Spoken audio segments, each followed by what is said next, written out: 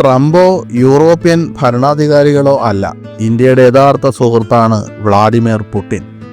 കാരണം അദ്ദേഹം ഓരോ ഘട്ടത്തിലും ഇന്ത്യയുടെ പ്രതിരോധ വികസനത്തിന് സഹായിച്ചിട്ടുണ്ട്.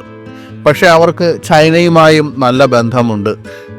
ഒരു വിഷയത്തെ സംബന്ധിച്ച് ചൈനയും റഷ്യയും തമ്മിൽ ചെറിയൊരു അസ്വാരസ്യമുണ്ടായിട്ടുണ്ട്. അത് മറ്റൊന്നുമല്ല, നമ്മുടെ ബ്രഹ്മോസ് മിസൈലുമായി ബന്ധപ്പെട്ടാണ്. എന്താണ് ആ കഥ? മിസൈൽ നിർമ്മാണത്തിനുള്ള അസംസ്കൃത വസ്തുക്കൾക്ക് മാത്രമല്ല, ഇന്ത്യയും റഷ്യയും തമ്മിലുള്ള പ്രതിരോധ സഹകരണം ശക്തിപ്പെടുത്തുന്നതിന് റഷ്യ അതിന്റെ വൈദഗ്ധ്യത്തിനും സഹായം നൽകി.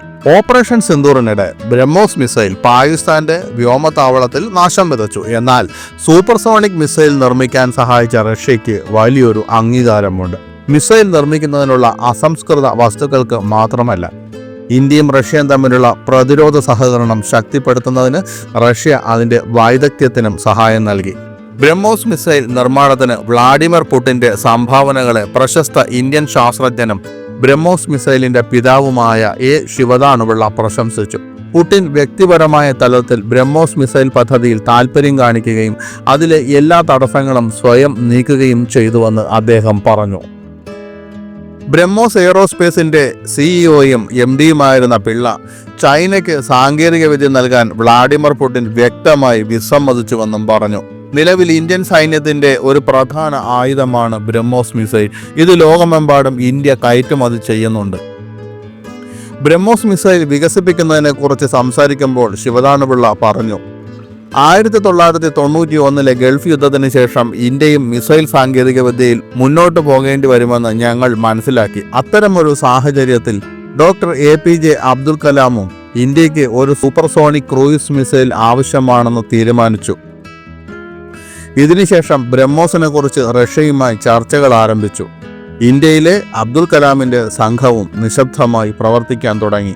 ഇന്ത്യക്ക് ക്രൂയിസ് മിസൈൽ സാങ്കേതികവിദ്യ നൽകാൻ റഷ്യ സമ്മതിച്ചപ്പോൾ ബ്രഹ്മോസ് മിസൈൽ വികസിപ്പിക്കുന്നതിനെ കുറിച്ചുള്ള ചർച്ചകൾ ആരംഭിച്ചതായി പിള്ള പറഞ്ഞു. പ്രസിഡന്റ് വ്ളാഡിമിർ പുടിൻ വ്യക്തിപരമായി ഈ പങ്കാളിത്തത്തെ പിന്തുണച്ചു. ബ്രഹ്മോസ് പദ്ധതിയെക്കുറിച്ച് അറിഞ്ഞപ്പോൾ ചൈനീസ് പ്രസിഡന്റും റഷ്യ സന്ദർശിച്ചതായി പിള്ള വെളിപ്പെടുത്തി.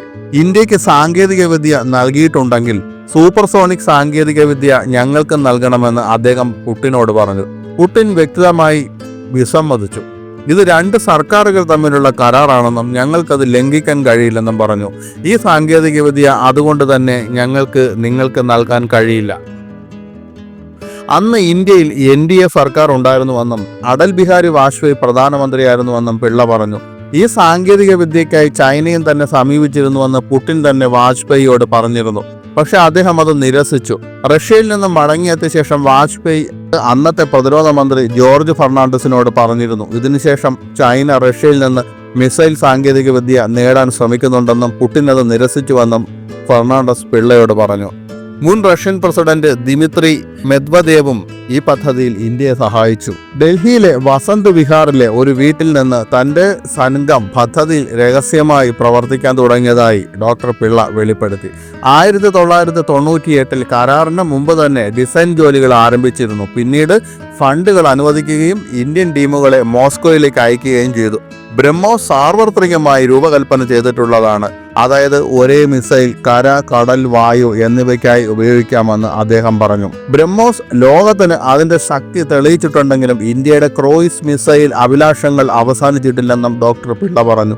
ചെറുതും ഭാരം കുറഞ്ഞതും വേഗതയേറിയതുമായ ഒരു പതിപ്പായ ബ്രഹ്മോസ് NG നെക്സ്റ്റ് ജനറേഷൻ അതിന്റെ പണി നടന്നുകൊണ്ടിരിക്കുകയാണ്. പല പ്ലാറ്റ്ഫോമുകളിൽ നിന്നും ഇത് വിന്യസിക്കാൻ കഴിയും.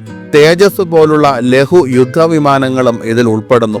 ഇതിനു പുറമെ ഹൈപ്പർസോണിക് പതിപ്പായ ബ്രഹ്മോസ് സെക്കൻഡിനെ കുറിച്ചും ഗവേഷണങ്ങൾ നടക്കുന്നുണ്ട്.